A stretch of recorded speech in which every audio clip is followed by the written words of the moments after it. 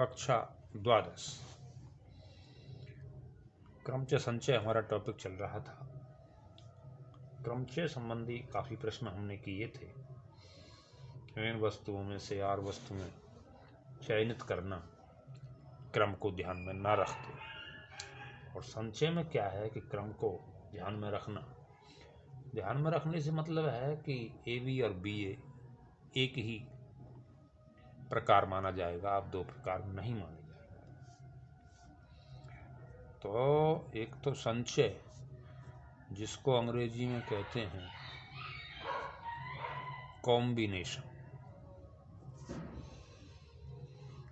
तो n वस्तुओं में से ध्यान रहे r वस्तुएं एक साथ लेकर बने संचयों की संख्या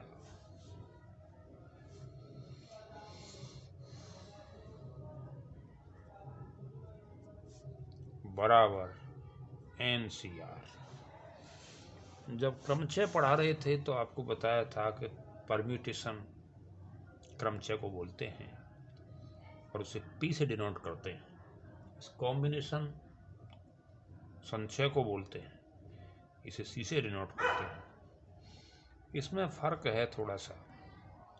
क्या फ़र्क यह है कि इसको खोलते थे तो फैक्टोरियल n बटे फैक्टोरियल n माइनस r करते थे, और जब इसे खोलेंगे तो फैक्टोरियल n और बटे फैक्टोरियल n माइनस r तो आएगा ही, या फैक्टोरियल r और आएगा। ये ध्यान रखें, है नहीं। एक पूरक संचय आपका की धारणा है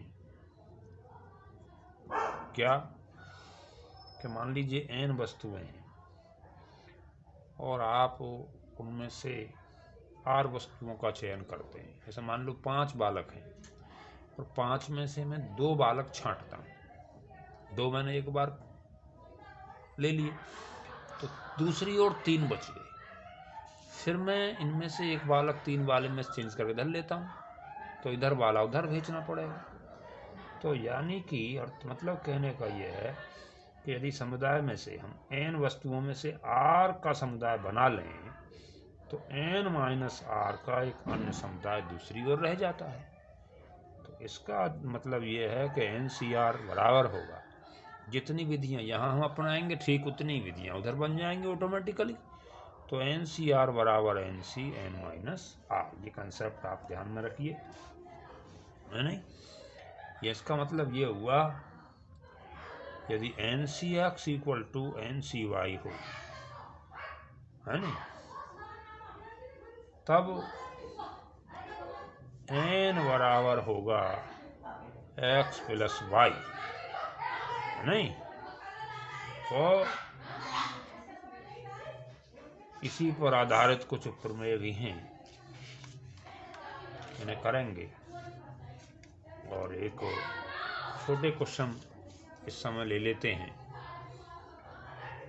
क्या इसने कहा है कि 30 C29 का मान बताइए, 12 C8 का मान बताइए, NC2 का मान बताइए। ये खोलने के लिए कहा है। तो स्टार्टिंग है इस टॉपिक की। तो 12 C8 ले लेते हैं। चलो पहले 12 C8 बराबर क्या हो जाएगा, फैक्टोरियल 8 12 फैक्टोरियल 12 और बटे में फैक्टोरियल कितना 8 और फैक्टोरियल 12 माइनस 8। मीन्स ये कि फैक्टोरियल 12 बटे फैक्टोरियल 8 और इंटू फैक्टोरियल 4।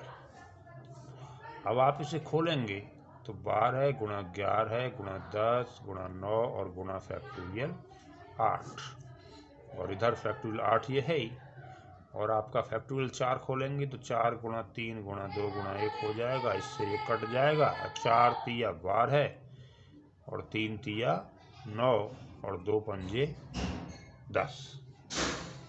इस तरह से जो आपका आया, बचा क्या आपके पास, 3 गुणा 11 गुणा 5 और गुणा 3, है नहीं। तो ये बन जाएगा 11 तिया 33 और गुणा 15, 15 थी 45, 15 थी 45 और 4 49, ये 495 आ जाएगा आपका। इस तरह से ही अब उसने कहा कि साहब 30 29 को खोल दीजिए, तो हैं, तो 30 29 को खोलने के लिए मैं एक बात और कहता हूँ, कैसे खोलें। कि मैंने अभी लिखा था ऊपर क्या कि NCR बराबर N-R, तो 30 29 बराबर हो जाएगा किसके, 30C और 30 माइनस 29 के। NCR बराबर NC-N-R, अर्थात 30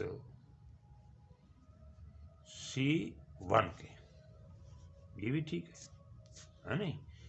तो इसे आप खोलेंगे तो फैक्टोरियल 30 तो आपका आ ही जाएगा, और ये फैक्टोरियल 1 आ जाएगा, और फैक्टोरियल 30 माइनस 1 करेंगे तो ये 29 आ जाएगा। तो मीन्स ये कि 30 और गुणा फैक्टोरियल 29 लिख सकते हैं। फैक्टोरियल 1 का मान 1 होता है, और फैक्टोरियल 29 आपका नीचे भी आ गया, इससे ये कैंसिल हो जाएगा। उत्तर क्या आ जाएगा, 30 उत्तर आ जाएगा आपका। ये प्रश्न थे आपके। अब आप कहेंगे जी NC2 कैसे खोला जाए। तो NC2 को जब आप खोलेंगे, NC2 है नहीं, तो मैं एक विधि और ही बता देता हूँ आपको, ये ध्यान रहे। कौन सी, कि मैंने कहा कि 5C2 खोलिए, तो आप 5 के पहले 2 फैक्टर कीजिए। तो 5 गुणा 4, 5 और उससे 1 कम, और 2 के भी फैक्टर कीजिए, 2 गुणा 1। तो इस तरह 2 दूनी 4, उत्तर कितना आया, 5 दूनी 10। तो इस ढंग से आप इसे भी खोल सकते हैं, लेकिन ये तो इस ढंग से खोला है, हम इसी से खोले पुराने रले से आप इसको। तो ये फैक्टोरियल n हो जाएगा, और ये फैक्टोरियल 2 आ जाएगा, और फैक्टोरियल n-2 आ जाएगा। अब यहाँ n और इंटू n-1 और फैक्टोरियल n-2 इस तरह तोड़ देंगे, अपॉन फैक्टोरियल 2 और फैक्टोरियल n-2, इससे कैंसिल हो जाएगा। तो ये n इंटू n-1 अपॉन 2 बच जाएगा। इस तरह के प्रश्नों को आप बखूबी हल कर सकते हैं। और इसके अलावा एक बेहद इम्पोर्टेंट प्रश्न है अब आगे, और बहुत सरल और बहुत छोटे क्वेश्चन हैं। इन्हें आवश्यक रूप से आपको सीख लेना चाहिए। आवश्यक तो खैर सभी है, किंतु ऐसे प्रश्नों को कमज़ोर छात्र भी, बहुत कमज़ोर हैं, वे भी कर सकते हैं। जैसे एक प्रश्न उसने दिया कि यदि 4 नंबर क्वेश्चन देखिए, NC10 बराबर NC4 लिखा है, ये कह रहा है तो n का मान ज्ञात कीजिए। अब n का मान ज्ञात करना है, तो यहाँ पर मैंने एक बताया था आपको पूर्व संचय के विषय में कि यदि NCX बराबर NCY, तो n बराबर x प्लस y से आप कर सकते हैं। तो यहाँ क्या हो जाएगा, n बराबर x plus y, 10 plus 4, n का मान कितना आ गया, 14 आ गया। अब जरा सा उसने और आगे बढ़ा दिया। अगले प्रश्न में वो कहते हैं कि यदि NC10 बराबर NC14 है, NC10 बराबर NC14 है, तो NC20 का मान ज्ञात कीजिए।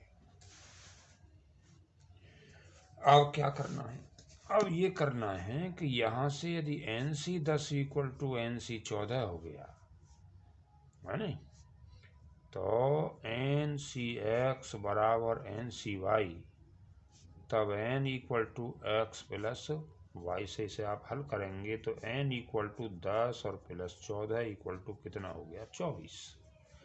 अब इसने कहा कि NC20 का मान बताइए, तो NC20 का मतलब हुआ 24C20। और जब इसे आप खोलेंगे तो इसका मतलब ये भी कह सकते हैं फैक्टोरियल 24 हो गया और फैक्टोरियल 20 आएगा, और फैक्टोरियल 24 माइनस 20 करेंगे तो फैक्टोरियल, चलो 24 माइनस 20 ही लिख देते हैं, तो फैक्टोरियल 24 हो गया और बटे फैक्टोरियल 20 और गुणा फैक्टोरियल 4 हो गया। इसे आप सरल करेंगे तो 24 आ गया और गुणा 23 आ गया और गुणा 22 और गुणा 21 और गुणा फैक्टोरियल 20 आ जाएगा और बटे फैक्टोरियल 20 और गुणा फैक्टोरियल 4, है नहीं। इसे आप खोलेंगे तो यहाँ फैक्टोरियल 4 को भी खोल देते हैं, चलो 4 और गुणा 3 और गुणा 2 गुणा 1 कर लें, इससे ये कट ही गया, यहाँ से 4 सिंह 24 हो जाएगा और यहाँ से 3 से 21 कट जाएगा 7 बार, 2 से ये कट जाएगा 11 बार, तो ये बचेगा आपका 6 गुणा 23 गुणा 11 और गुणा 7,